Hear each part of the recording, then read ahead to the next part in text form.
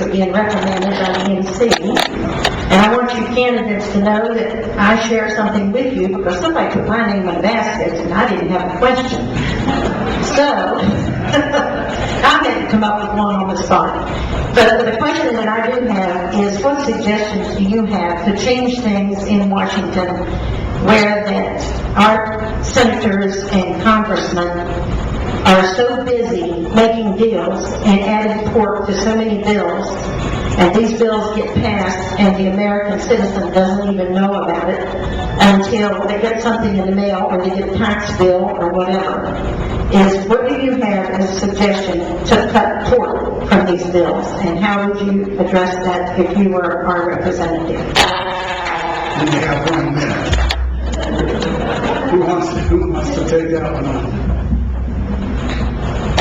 Well, the first is a requirement that the bills be published a week, 2 weeks ahead of time, and make that put it out on the internet, so that we can't do these the night before Christmas type things and try to do it under the cover of darkness. So that's one aspect of it. And then the others, we talked earlier, the question about line item veto and so forth. You simply elect representatives who make pledges. We're not going to do earmarks and pork and so forth, and hold them to it, and give the president then the opportunity to strike it through and say, no, that's not going forward, and have people like presidents who then hold the word as well. So both on the front end of advertising, letting people know, and then on the back side, getting somebody to check and balance in the system to cut it down.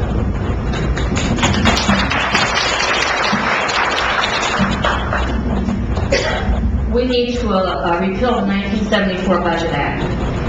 That took away transparency in the budget process, and it put into effect these large omnibus packages that go through now without any oversight from our Congress. So we need to repeal that act. At least we would know what each line of the budget says, so that we are, as congressmen, able to eliminate some of the waste and fraud and abuse that's there. Also, earmarks usually enter the budget process during reconciliation. We need to eliminate that because we need oversight over every part of the spending that goes out. It's critical that the Congress knows what they're passing. So, repeal the 1974 Budget Act, eliminate earmarks, and put the entitlements in the budget. Earlier during the questioning, we were talking that we had that firestorm questions or whatever, and I think some of the answers came out there, and that is, you have a balanced budget.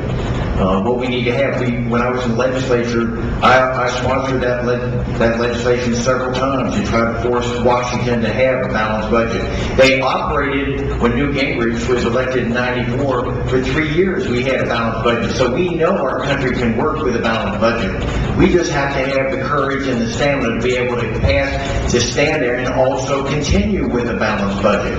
But you have other measures as well to take care of. The line item veto that we talked about, that will control the pork spending, and the commitment of all of us not to pass legislation that has pork with it. We can't afford it now. We've already gone through that whole discussion about cutting spending. We have to stop the spending. We're passing on something our children can't accept. It's going to be a burden to them. It's going to be a burden to business. We have numbers of things that will only hurt our country if we continue to spend at the level we are.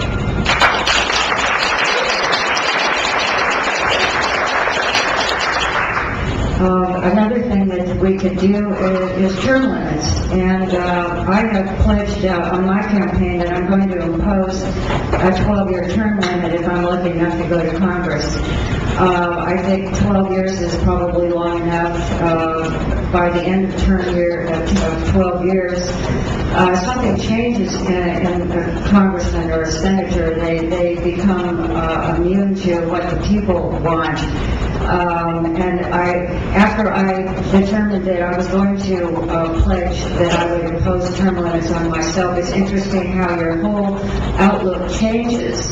And you're thinking, well, how am I going to get donations from people if they know that I'm going to be leaving in, let's say I have 2 more years or something to that effect. So there are some negatives to it. But in my case, I'm old enough that I can give myself term limits.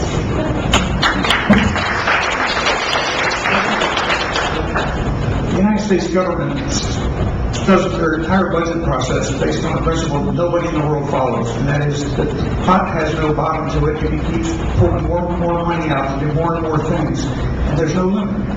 You decide the revenue, or the expenditure side, before you even determine what the revenue is. That has to reverse.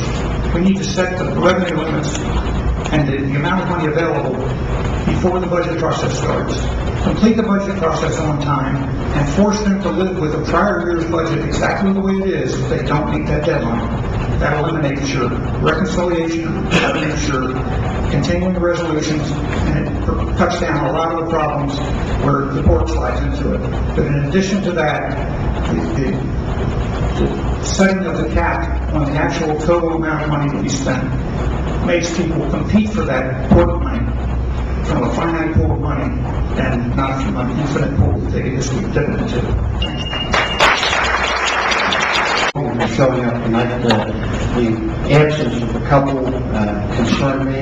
Mr. Jacobs, can I introduce you, or interrupt you for just a second? On deck, Nick Nardo. Go ahead. My question, and this is for everybody, is what is your position on the immigrations, the illegal immigrants that enter this country and are entitled to Social Security, education in some states, driver's license, and the fact that we now have press 1 or press 2, or press 1 for English, press 2 for Spanish. Isn't this America, and shouldn't we have a common language? Shouldn't these folks coming to our country, either legally or illegally, at least learn the common language? I guess I'll start there. I'm probably a little bit more familiar with illegal immigrants because I'm a transplant from California, and of course they come over the Mexican border. Huge problems. And I don't mean to discriminate, but these are just facts. They come over the border and they, in order to get health care, they go to the hospitals, and the hospitals are, they need to take care of them by law. They have to take care of them. So the hospitals start closing their emergency rooms so that they don't have to take on that cost. And then it goes even further that the hospitals close completely. And this is happening mainly in Southern California. The schools, unfortunately, the children don't speak English, so there's a problem with the language. Thank you. The immigration situation is completely out of hand, and the only way to solve it is the way Truman solved it, the way Eisenhower solved it, particularly in an area when we're in a situation where we're lacking jobs for our own people. You pick them up, you deport them, and you provide those jobs to American citizens. That's the first thing.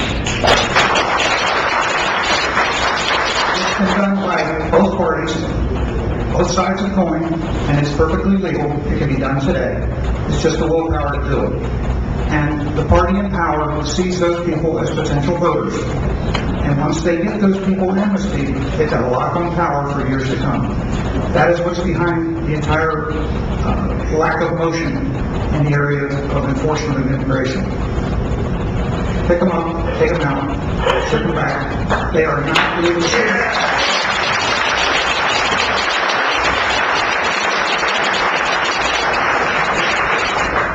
I want to pick up exactly where Tom left off. The key word here is illegal.